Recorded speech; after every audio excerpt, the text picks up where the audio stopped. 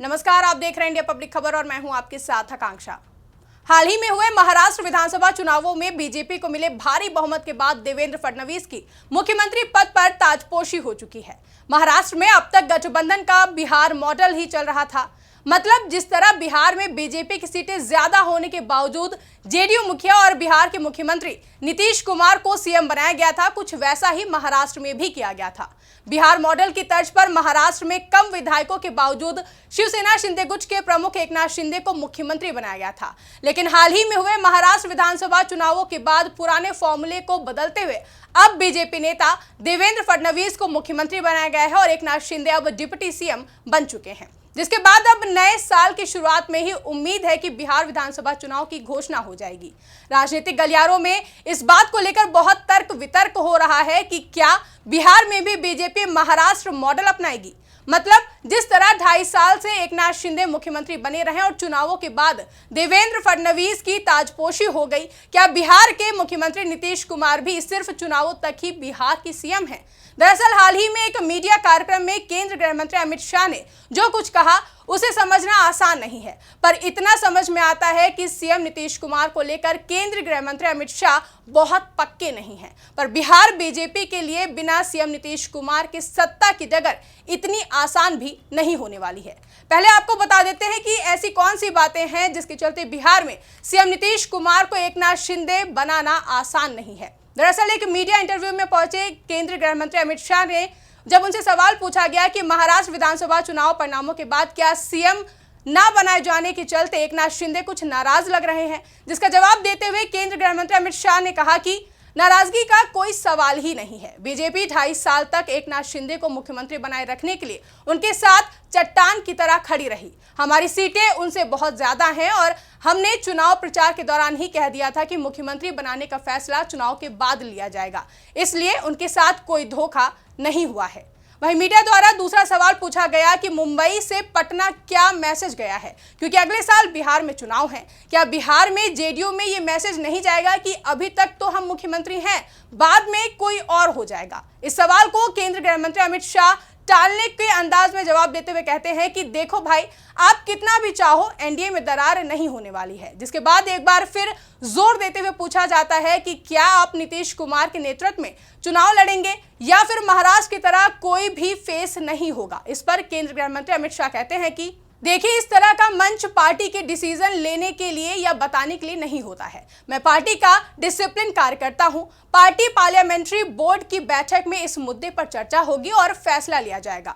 उसी तरह ये मुद्दा जेडीयू में भी विचार किया जाएगा। दोनों पार्टियों के बीच बातचीत के बाद जो तय होगा उसे आपको बता दिया जाएगा। कथित तौर पर केंद्रीय गृह मंत्री अमित शाह की बातों से इतना तो तय लग रहा है कि अभी तय नहीं है कि बीजेपी सीएम नीतीश कुमार के नेतृत्व में चुनाव लड़ेगी या फिर नहीं। जाहिर है कि केंद्रीय गृह मंत्री अमित शाह के इस बयान के बाद कयासबाजी लगनी भी शुरू हो गई है। लेकिन बिहार के मुख्यमंत्री नीतीश कुमार और महाराष्ट्र के डिप्टी सीएम एकनाथ शिंदे के कद में जमीन और आसमान का अंतर है। डिप्टी सीएम एकनाथ शिंदे महाराष्ट्र के सीएम बनने के पहले तक प्रदेश स्तर के राजनीतिक भी नहीं थे, जबकि सीएम नीतीश कुमार देश में पीएम पद के दावेदार भी रह चुके हैं और अभी एनडीए में आने से पहले तक सीएम नीतीश कुमार के प्रयासों के चलते इंडिया गठबंधन ने आकार लिया था और सीएम नीतीश के इंडिया गठबंधन छोड़ने के बाद से यह विपक्ष एक बार फिर से दिशाहीन हो गया है और आपस में ही नेतृत्व के लिए संघर्ष कर रहा है। मुख्यमंत्री नीतीश कुमार की उम्र जरूर हो गई है, पर वो हारे नहीं हैं। उनकी राजनीतिक इच्छा शक्ति अभी भी बरकरार है। अभी भी उपचुनावों में जेडीयू को मिले वोट बताते हैं कि जनता के बीच सीएम नीतीश कुमार की साख आज भी उसी तरह बरकरार है।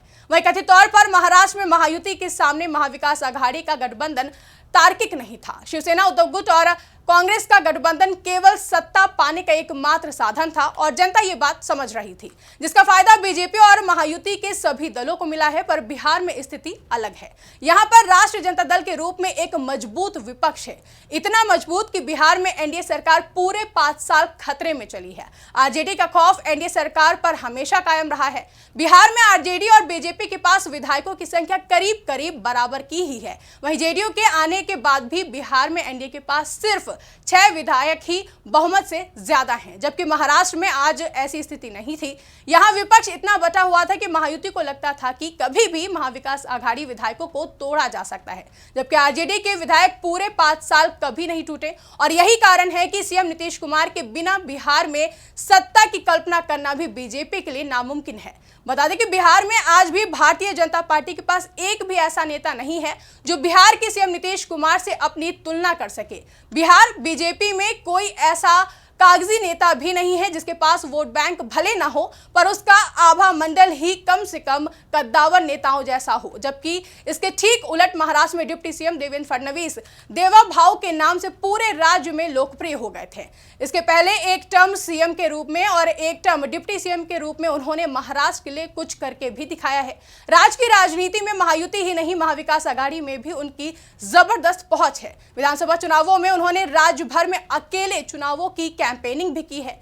सीएम देवेंद्र फडणवीस की इसी निष्ठा और ईमानदारी को देखते हुए महायुति की तरफ से उन्हें आज मुख्यमंत्री बनाया गया है। ऐसे में अब सीएम नीतीश कुमार को आगामी विधानसभा चुनाव के बाद मुख्यमंत्री बनाया जाएगा कि नहीं, इस सवाल पर केंद्रीय गृह मंत्री अमित शाह ने जवाब में कहा है कि पार्टी पार्लियामेंट्री बोर्ड की बैठक में इस मुद्दे पर चर्चा होगी और फैसला लिया जाएगा। इस बयान के बाद से ही एक बार फिर से कयासों के बाजार गर्म हो गए हैं और चर्चाएं होने लगी हैं क्या बिहार में भी बीजेपी महाराष्ट्र वाला मॉडल अपनाएगी। फिलहाल के लिए इस रिपोर्ट में बस इतना ही। आपको क्या लगता है कमेंट करके हमें जरूर बताएं। साथ ही ऐसी तमाम बड़ी खबरों के लिए हमारे YouTube चैनल को सब्सक्राइब करना ना भूलें।